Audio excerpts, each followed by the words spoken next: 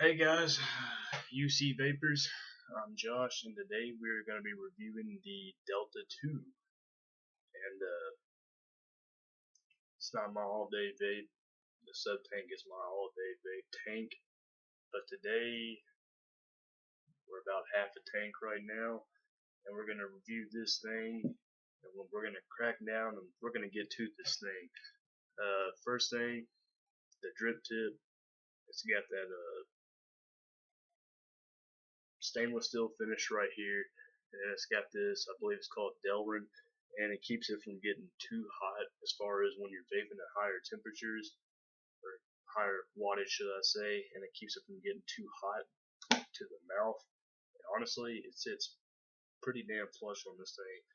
It is what I would call somewhat of a wide bore, and we're going to go over some pros and cons of this thing. The first thing I want to say about it is filling it up is a pain in the ass. And by that, I want to go ahead and show you. And we got half a tank in there right now, so I'm not going to have to break it down all the way. But the device I'm using is a Galley 150 watt.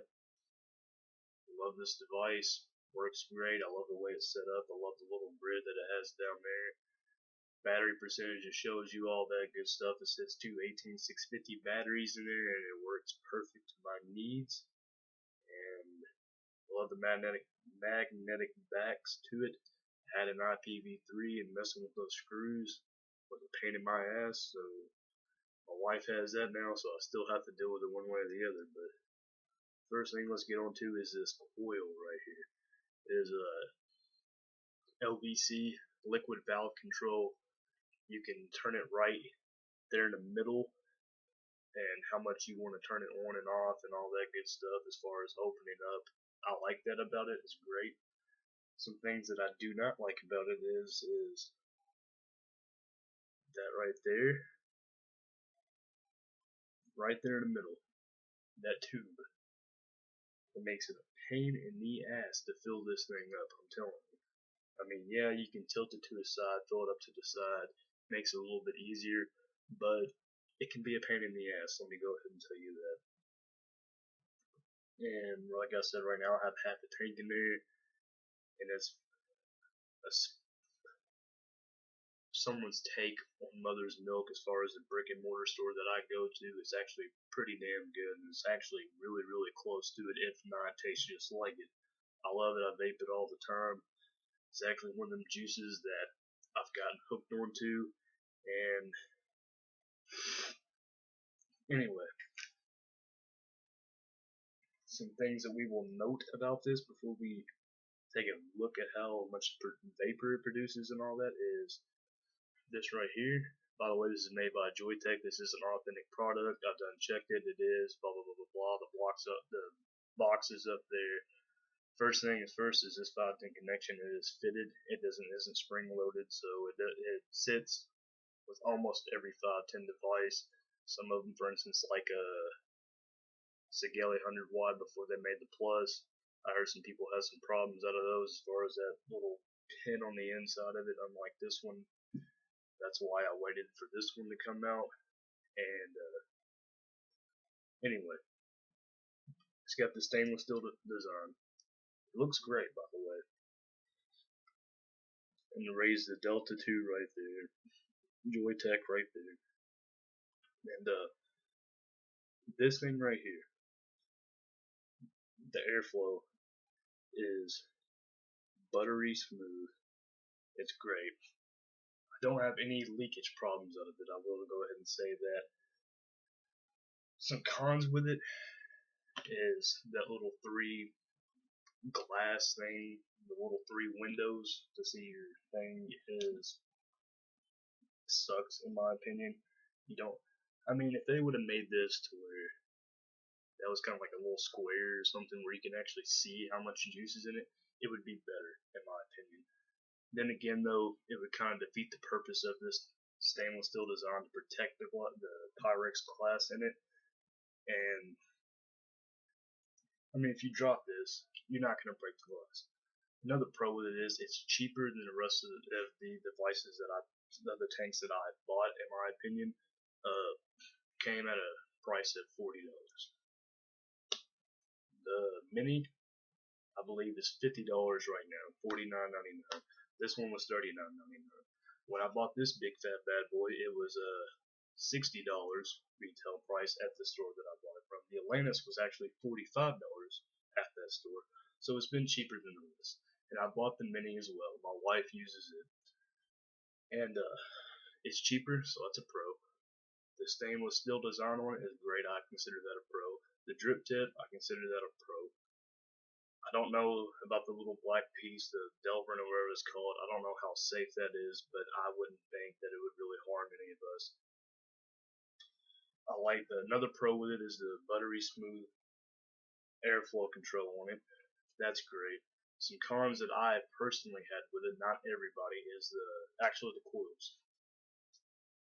It is made of the same material that the Atlantis was made of when they first came out. It has that ceramic shit in it. I don't like that. Another thing with the coils is the actual control part. I've had a problem with actually trying to turn it a little bit, just saying. Mine have been a little bit kind of tight. Everyone hasn't had that problem, but I have. And the other con would be the 3 windows or whatever. That would be another con. Just for this.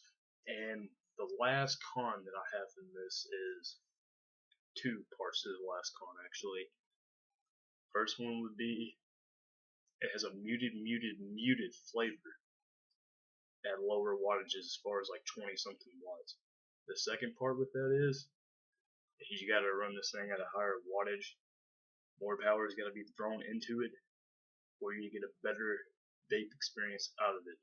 And if you run it at too high of a wattage, with both the airflows opened up on it, which they have to both be opened up all the way at the same time, you can get a dry hit off of it.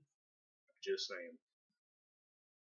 But with the coil though, another pro that that I left out is when you look at it and unscrew it, at the bottom of it, the little hole is actually bigger than the Atlantis and is also bigger than the Kangaroos. So you are getting more airflow into that. And that coil does matter with that little hole at the bottom of it because that's where the air is coming up into. But anyway, let's take a quick vape at it. I'm going to show you from some different wattages on how much vapor you do get out of this thing. And I'm going to turn it down first, all the way open. I'm going to turn it down to 28. Because that's where I was normally vaping this thing at with it all the way opened up, was like 28. And it is reading 0.5. I don't know if you can read it. Yeah, you can read it. At 3.9 volts, 100% battery, so they are fresh batteries into this.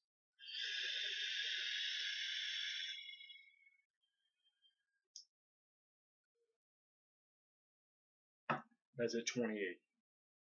It chucks it. Let's just go ahead and bump it up to 30. Now I'm going to keep both of them opened up.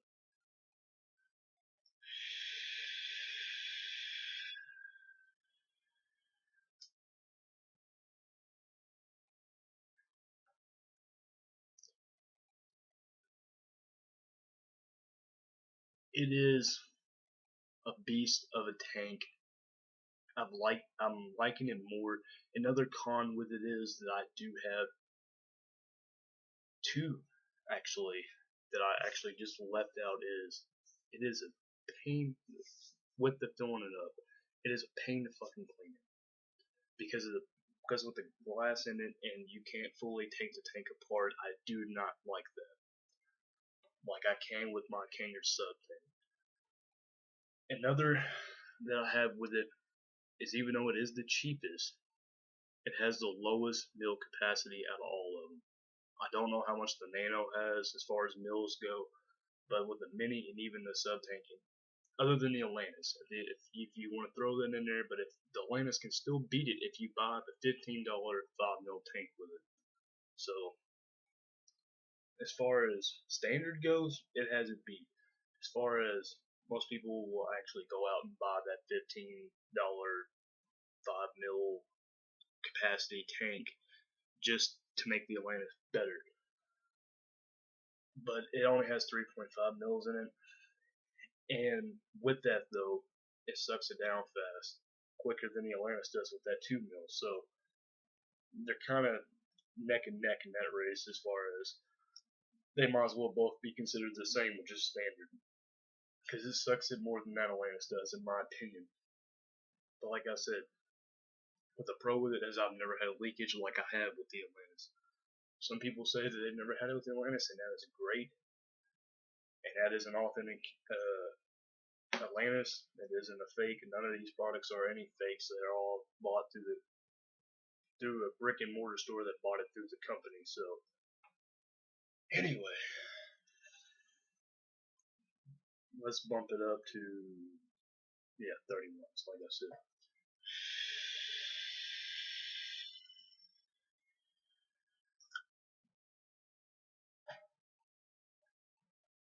The flavor still a little bit mute. I don't get it as much as I do in that can, because it is the same two juices that are in it. I'm gonna bump this up to 32 watts.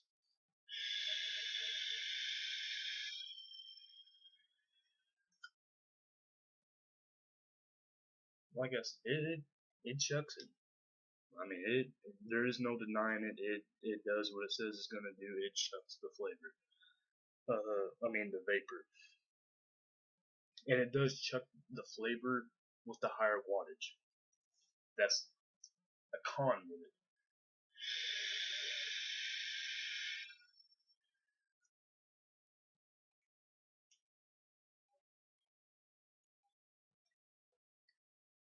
$35.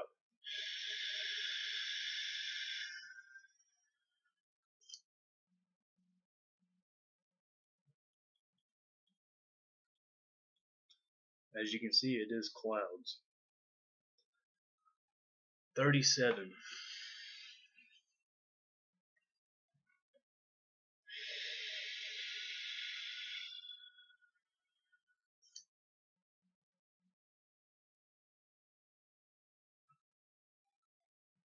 So if you have just a DNA 30, or you have just an iStick 30 by eVleaf, you're not going to get the vaping experience as you would with a higher wattage device. Now if you have one that goes up to 50, you're golden. That's going to suck your battery down, but you are golden though.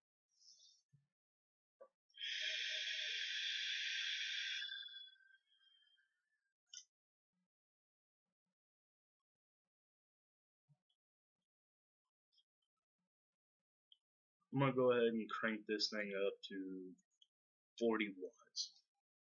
Why not?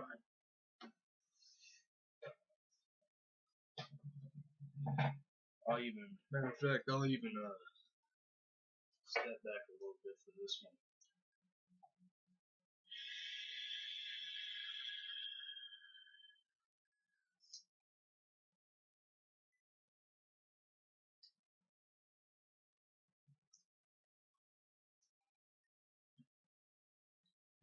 That was a bit of a warmer vape.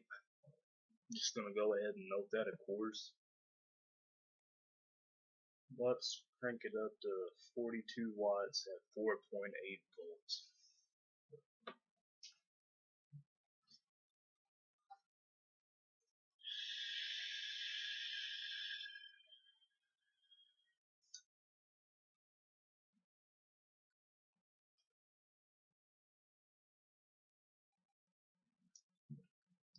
And there is still flavor. It hasn't been a dry hit yet. 44.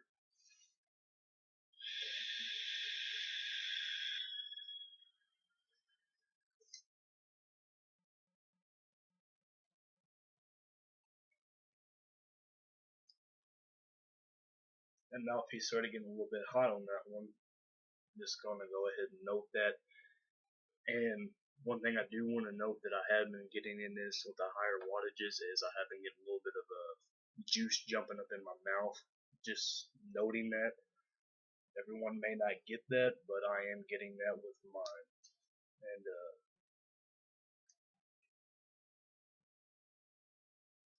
let's go ahead and crank this bad boy up to the highest it's supposed to go is 45, I believe. It may be 50, but I think it's 45.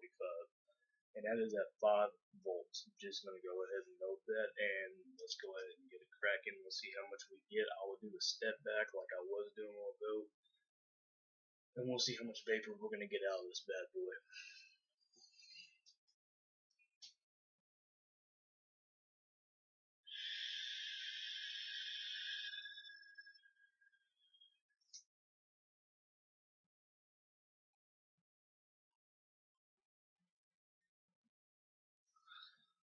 That was a little bit of a dry hit at 45 watts. Not too bad.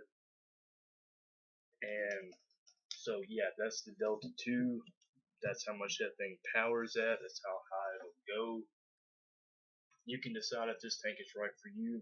My opinion, flavor is a little bit muted new.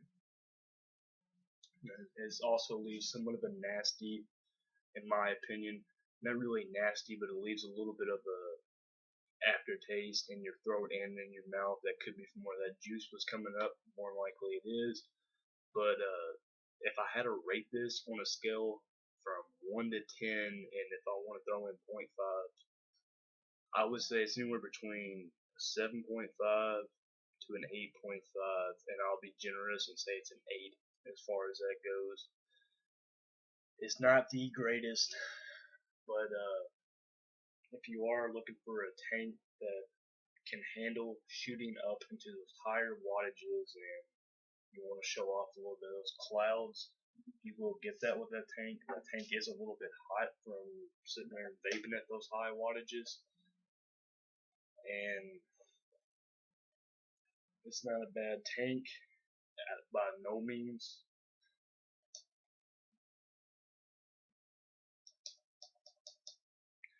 But it's not meant for everybody. Personally, it doesn't use the cotton like it says it does. It has a ceramic shit in it. And but would I recommend buying it? Yeah. But if you're looking for flavor, I would go with a Kanger sub tank. That's just my opinion. If you want the clouds, go with that bad boy.